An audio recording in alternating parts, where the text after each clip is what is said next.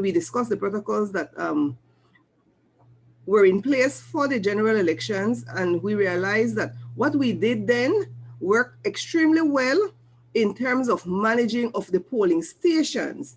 So again, that is an area where we agree that it's best for us to proceed as we did with the general election. So we know that the use of face mask is mandatory, actually it's law.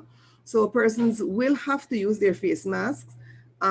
Persons will have to sanitize upon entering the polling station. They will also sanitize again once they, just before they dip their finger in the indelible ink. And the persons will also use a sanitized pencil at all times. Public officers will be provided with the appropriate PPEs, similar to what we did for the general elections in order to protect them. The social distancing is also critical.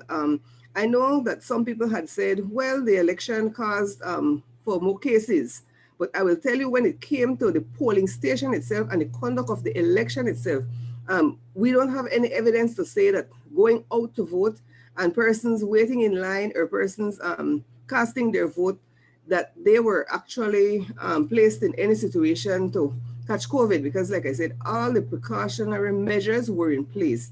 We will still provide that, but we also need to ask the public to do their part as well to ensure that they utilize their face mask and to use it properly. We have to properly identify voters in order to ensure that the person who is voting is who they say they are.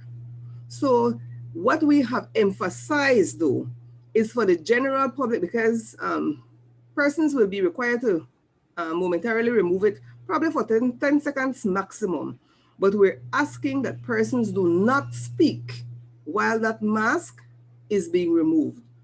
Our officers, the public officers, are trained to not ask any questions from any voter while that mask is being removed for that 10 seconds. So that again is very, very critical.